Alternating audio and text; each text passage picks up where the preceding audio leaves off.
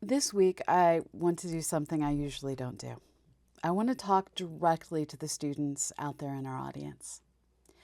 One of the weird things about this world is that the expectations we each have to meet are wildly disproportionate from one stage to the next as we get filtered from achieving our dreams.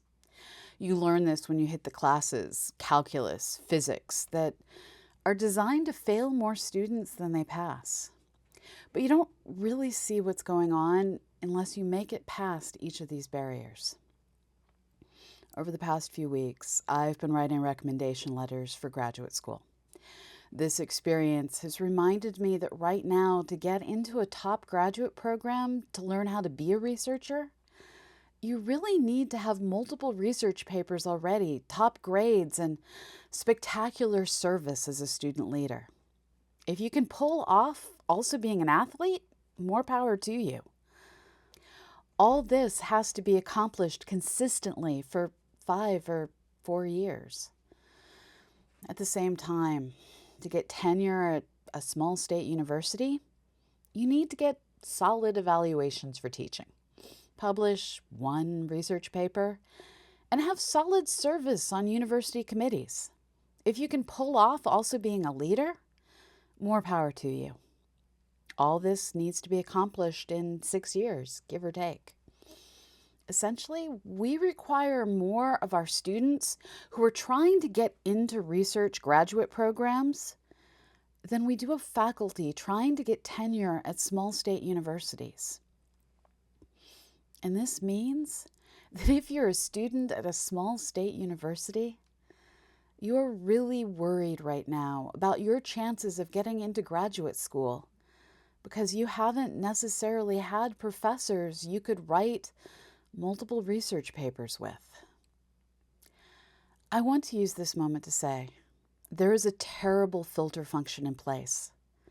As a researcher, I'm told constantly that part of my role in society is motivating people to seek careers in science.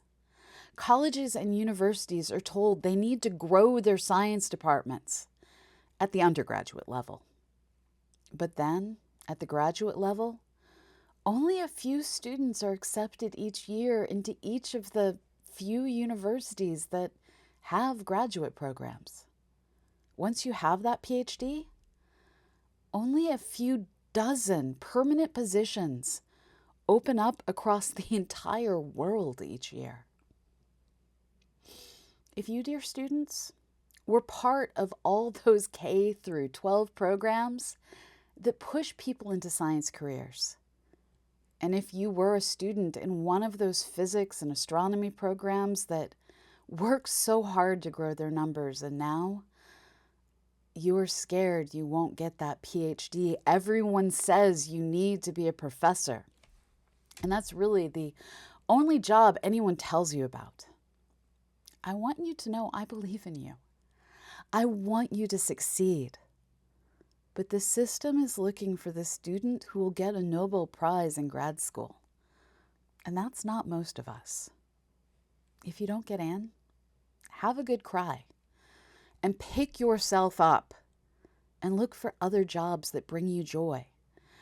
There are so many other careers than professor. You don't need a PhD to be part of research and exploration. Observatories, research institutes, and so many science-related places like museums and government contractors need staff who can think creatively, leverage technology and math and science, and help us do all the actually fun parts of science, like building the next great observatory and testing the next rover that will explore the next world we land on. Don't give up on your dreams. Not getting into grad school just means you likely get to escape the management meetings, the grant applications, and the monthly budget reports I get to deal with. You still get to be part of exploring our universe. No accounting required. The future can be anything. And there are those who will try and tell you lies. Don't listen. Just be creative, be you, and keep trying to dream your scientific dreams.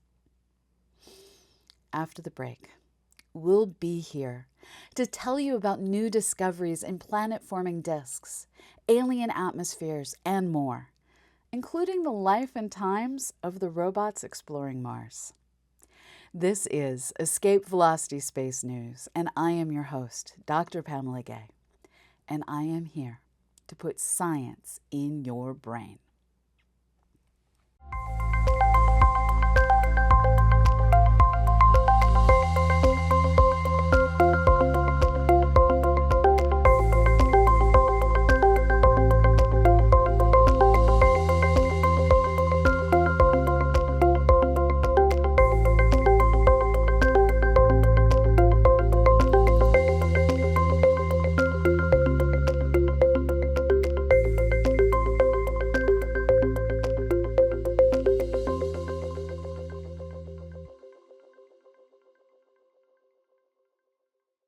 I've said it before, and I suspect I'll say it again. We don't have a detailed understanding of how planets form. We have ideas, but our observations keep not quite matching what we expect.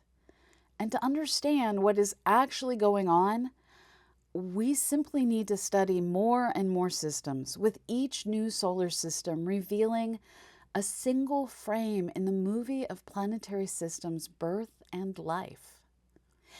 Admittedly, this is a bit like piecing together the plot of a movie after finding the movie stills scattered across a park. You have to hope you are putting them together in the right order, and there's always the possibility you're working with stills from more than one movie.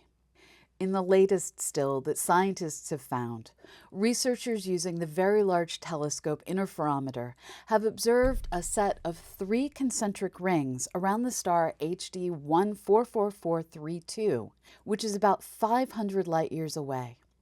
The innermost of these rings is at about the distance of Mercury from the Sun, and the outermost ring is at about the distance of Jupiter from its star, and the middle ring is at Mars' distance. The 2 gaps between the 3 rings represent the location of planets, and it's expected this system has at least 2 planets. And there is always the potential for a more inner world as well as a more outer world to also exist. This work is reported in the journal Astronomy and Astrophysics and was led by Jose Varga. While our current technology can't make out details of those potential worlds, we can effectively study the dust rings, including the composition of those rings.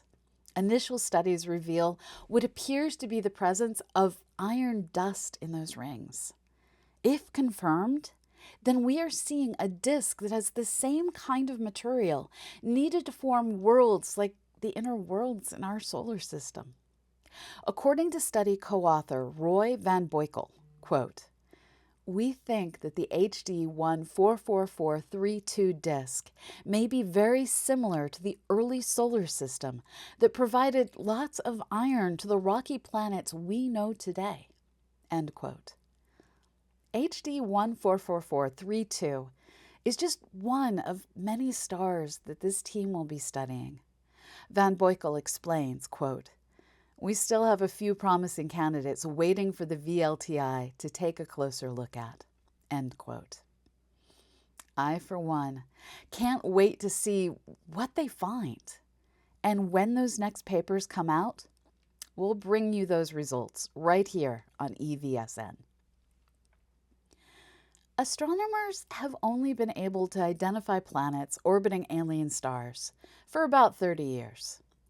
Once that first gas giant, 51 Pegasi b, was announced in 1995, astronomers and engineers began looking for ways to not just find these worlds, but to also study their atmospheres and, we hope one day, to study the place-to-place variations in light reflecting off their surfaces. During Hubble's last servicing mission in 2009, this great orbital observatory was equipped with new instruments able to, In just the right circumstances, study the atmospheres of exoplanets. In a world with just the right alignment, WASP 121b was discovered in 2015 and then observed by Hubble in 2016, 18, and 19. Snuggled up next to its star, which is just a bit larger and warmer than our own sun, WASP 121b orbits and experiences its own version of a year every 30 hours. According to principal investigator Quentin Changett, quote, "Our dataset represents a significant amount of observing time for a single planet and is currently the only consistent set of such repeated observations. The information that we extracted from those observations was used to infer the chemistry, temperature, and clouds of the atmosphere of WASP 121b at different times. This provided us with an exquisite picture of the planet changing in time." End quote. Specifically, the team was able to observe a shift in the position of the exoplanet's hotspot, changes in the atmosphere's composition, and evidence the world has quasi-periodic weather patterns. Just like terrestrial meteorologists, the team was able to build weather models that describe how this alien atmosphere works and evolves. Changeit puts this into context, explaining, quote, "Weather on Earth is responsible for many aspects of our life. And in fact, the long-term stability of Earth's climate and its weather is likely the reason why life could emerge in the first place. Studying exoplanets' weather is vital to understanding the complexity of exoplanet atmospheres, especially in our search for exoplanets with habitable conditions." End quote. While we don't yet have the capacity to travel beyond our solar system's outermost edges, we can dream. And dreaming gets all the more exciting when we have details describing what actually exists. Up next, we're going to take a moment to remember those who have been lost in the name of space exploration and to celebrate the robots who have done so much more than we could ever have imagined. Stay tuned.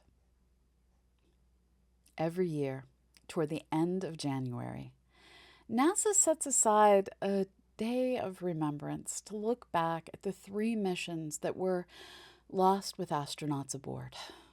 Apollo 1 on January 27, 1967. Challenger STS-51L on January 28, 1986. Columbia STS-107 on February 1st, 2003. I wasn't born yet when Apollo 1 was lost during a launch test, killing Gus Grissom, Ed White, and Roger Chaffee. I was raised knowing these men were heroes who lost their lives in a terrible tragedy that led to change in how space capsules are engineered and how safety is considered during the engineering process. I was in 6th grade when the Challenger exploded during recess, while all my teachers watched. During my next block, computer science, the principal came on over the intercom to tell us what had happened. The next hour, in algebra, Mrs. Leyland told us about how she knew Krista McCullough and how they'd been finalists together. And Mrs. Leyland had withdrawn because she wasn't ready to risk her life, but Krista was. And those 7 men and women, including Krista McCullough, wanted to explore no matter the cost because, like so many, they were driven to push the boundaries of what is possible. That tragedy led to the founding of the Challenger Centers, science learning centers scattered around the U.S. that help thousands of students learn and dream of seeing themselves in space. That tragedy led to reforms at NASA that I could dedicate an entire episode to. Changes that made it clear that concerned engineers must be heard. I had just finished grad school and was working as a journalist on the news desk at Astronomy magazine when the Columbia disaster occurred 17 years later. I was driving to the grocery store on a Saturday when a friend in Texas, a friend who'd shared a tent while camping at an astronomy festival with one of those astronauts, called to tell me the crew was gone, scattered over the Texas landscape they called home. These men and women had finished their mission and done their science and were coming home. But the decreasing budgets at NASA, combined with a push to launch more missions and accomplish more work, had led to tragic failure to maintain high safety standards. Some said it was Challenger all over again. And this time, the lessons learned must not be forgotten. And now, every year we remember these men and women. 17 lives over 56 years that were lost. These were individuals who chose to risk their lives. But we can't waste lives in the name of budgets or timelines. We must remember what has been lost. And we must say this kind of failure is not an option. Never again. The clustering of dates is something I'm sure people more superstitious than me can say a lot about. But I'm here to say the winter months are cruel. But sometimes these are just coincidences. Even if January this year brought us the death of a beloved little robot. On January 18th, 2024, the Ingenuity helicopter had a hard landing on Mars, and while it was still communicating with its rover, Perseverance, it will never fly again. Percy is going to be forced to leave its small companion behind as it roves out of radio communications distance in its future explorations.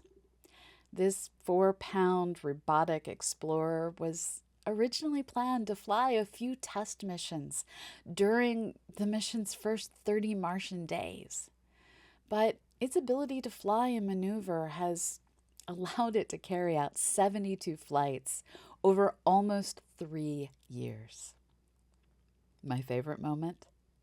Ginny showed us that sometimes when your camera gets out of sync with your clock, you just have to close your digital eyes and trust gravity to show you where the ground is so you can just sit down.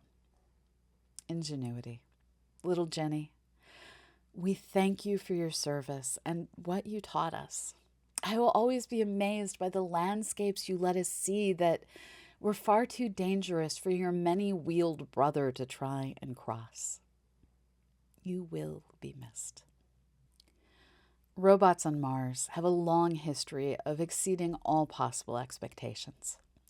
The most familiar of these exceptional explorers are Spirit and Opportunity rovers. They landed in January 2004 during a Martian summer. Slated to explore for only 90 days, Spirit rover would keep going for 6 years until March 22nd, 2010. An Opportunity thrived for nearly 15 years and was declared lost on February 13th, 2019. Ultimately, both these solar-powered rovers were lost to Martian dust. Spirit literally got stuck in the sand and couldn't get enough power to stay working. Communications with Opie were lost during a terrible dust storm. During their long lives, they taught us that Mars' surface was once soaked in salty waters, marked with hot springs, and rich in the kind of clays that could have been a friendly place for life to once have existed. Researchers continue to use these missions' data to try and understand the history of water on Mars and to help us identify where one day we should go fossil hunting for another world's ancient life. Today's surface explorers build on the legacy of the aptly named Pathfinder mission. Landing on Mars on 4th of July 1997, this lander and its accompanying Sojourner rover were meant to only explore for a week to maybe a month. The batteries in Sojourner just weren't meant for that many recharges. But this mission managed to last for almost 3 months. In that time, more than 16,500 images and 8.5 million measurements of the environment were transmitted back to Earth. Among those images was the first evidence of running water on Mars in the form of the rounded rocks called blueberries, and evidence that lava on Mars solidifies into the same kinds of rocks we have here on Earth. Rovers aren't the only robots on Mars that live far longer than anyone expected. The Elder robot is the 2001 Mars Odyssey. This orbiting mission was originally planned to do science until mid-2004. And then it was thought it would work as a communications relay until November 2005. Instead, the mission is still doing science, is still acting as a communications relay, and is likely to keep going for at least another year, which, to be honest, could turn into another decade somehow. Flying alongside Mars Odyssey is fellow long-timer Mars Reconnaissance Orbiter, which turned a 5-year plan into a nearly 18-year mission that is still going strong. With them is a growing fleet of missions that just keep going, keep doing science and relaying communications, and keep showing us what great engineering can accomplish. For robots, we can and we must dare mighty things. At Mars, our risks and the hard work of so many scientists and engineers is allowing us to explore in ways that will pave the way for future human explorers to follow. The future of exploration is going to be a human-robot alliance. For most exploration, robots are totally the way to go. They don't eat very much, just batteries and the occasional bit of nuclear material. And they are much happier being folded up in a tiny dark space for the 6-month journey than most people would ever be. But ultimately, humans want to go to Mars. And where there's a will and a billionaire, there just might be a way. Computer vision and the ability of AI to recognize features are advancing so fast that I can start to hope that in my lifetime we'll see rovers autonomously fanning out to look for ancient signs of life on Mars. But part of me hopes that when I'm an old lady, kind of done with the pull of one full gravity here on Earth, I'll be able to take my hammer and go do my own fossil hunting in the lower gravity of Mars. At least a girl can dream. Up next, we're going to take a look at what's been launching lately, including the brief period of 10 toilets in space. Stay tuned. Up next, I'm pleased to welcome on aerospace correspondent Erik Mattis for this week's Tales from the Launchpad. Hey, Erik. Hi, Pamela. I have an update on the Peregrine lander you talked about in the last episode. The mission has ended prematurely and without a lunar landing. As you may recall, shortly after launch, Astronaut stated that the lander's solar panels weren't facing the sun and its batteries weren't charging. They fixed that problem, then determined that the control problem, preventing them from pointing the solar panels at the sun, was because of a propulsion failure. In recent updates, they posted that they have concluded that the significant leak was probably due to a pressure valve remaining open after initialization, flooding a propellant tank with helium and causing it to burst open. The spacecraft continued to leak fuel throughout the mission, though it slowed down significantly several days after launch. The original plan was to perform one Earth orbit with an apogee near the Moon, but the Moon wouldn't be there, and then swing by again 30-ish days into the mission for the landing. Astrobotic gained enough control over the leak and surviving propulsion system to guide the spacecraft to a deliberate re-entry over an uninhabited patch of the South Pacific near New Zealand on January 19th.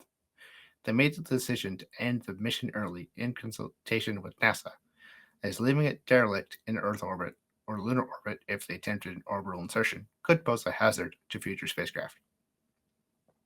They were able to fire the main propulsion system, the one that had a tank explode, for 200 milliseconds. Further firings were not attempted out of concern for the spacecraft exploding. All of the payloads that required power were able to power on and return some data to Earth during the mission. Astrobotic posted several pictures taken by the spacecraft over the course of the mission on social media. Astrobotic stated that the Vulcan rocket did its job and was not the cause of the lander's problems. Astrobotic's next mission will be Griffin Mission 1, a much larger lander that will carry a NASA rover to the lunar South Pole. Currently, Griffin Mission 1 is scheduled for August 2024 at the earliest, though that date may slip if Astrobotic has to modify any of the systems common to the two spacecraft designs. On January 9th at 7:03 UTC, China launched their Einstein probe from the Xichang Satellite Launch Center. Einstein is a collaboration between China's Academy of Sciences and the European Space Agency. It will be able to observe the entire night sky over the course of just under 5 hours from its low Earth orbit. Let's watch the launch.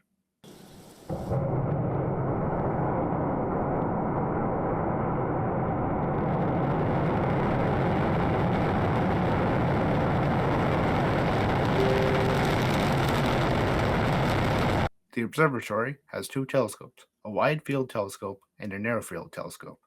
The spacecraft will continuously scan the sky with the wide-field telescope looking for bright X-ray sources. Once it finds them, it will take a closer look with the narrow-field telescope, which is more sensitive.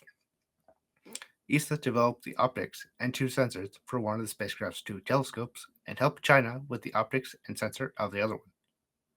The spacecraft will downlink data to ESA-owned ground stations when it is not over Chinese ones. In return, ESA will get 10% of the observing time on the observatory. The mission is planned for at least 3 years. A Japanese H-2A rocket launched the IGS Optical 8 satellite on January 11th from the Tanegashima Space Center in southern Japan. IGS Optical 8 will be used for both civilian and military remote sensing purposes. The launch was successful. It was the 47th H-2 launch since 2001. The return to flight of Japan's newest rocket, the H-3, will happen earlier the next month. There was a really interesting Chinese launch also on January 11th. Launching rockets from ocean-going platforms is not particularly unusual. China, the US with Italy, and others have done it in the past, but not like this. The Yinli 1, or Gravity 1, carried 3 weather satellites and a large mass simulator to orbit on the launch vehicle's inaugural flight. Let's watch the launch.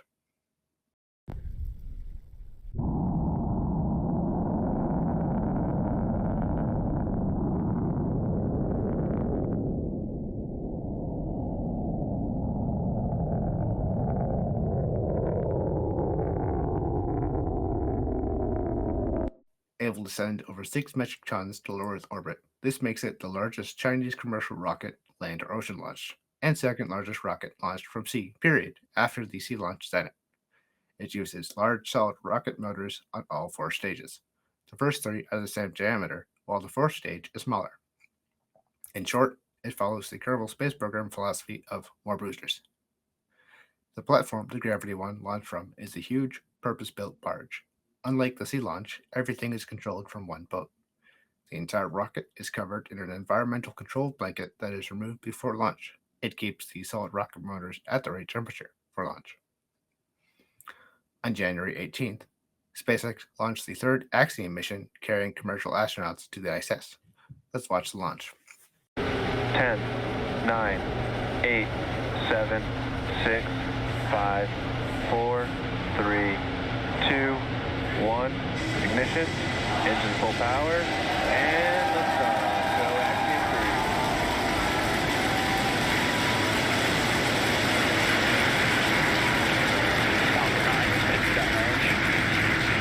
3. Further beyond, opening the door for more to follow.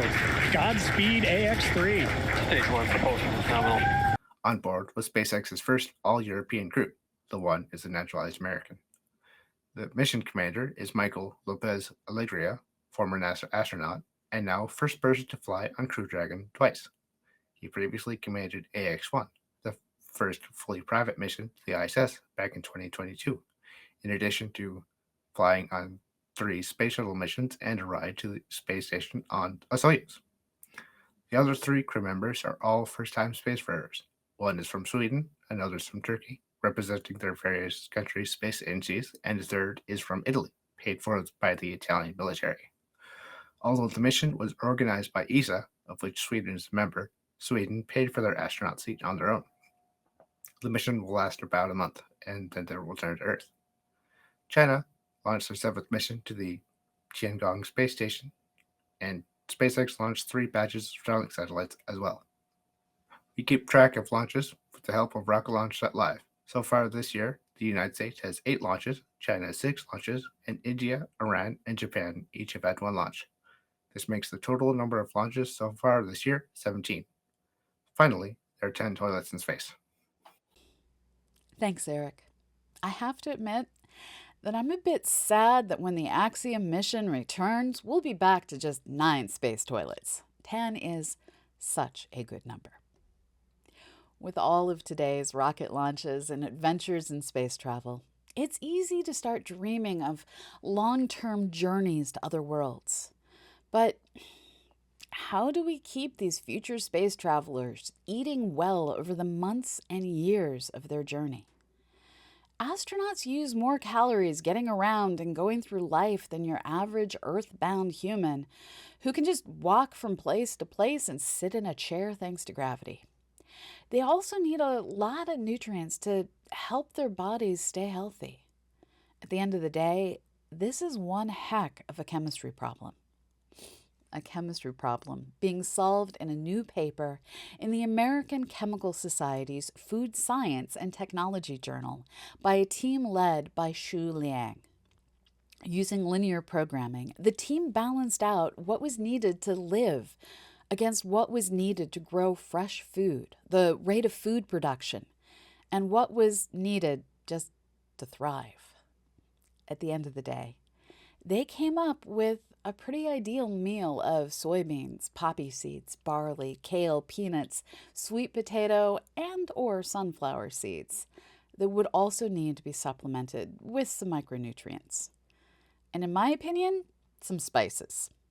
One can live by veggie alone, but joy requires a dash of spice in both life and dinner. And that is it for now. Good night, everyone. And remember to go look up.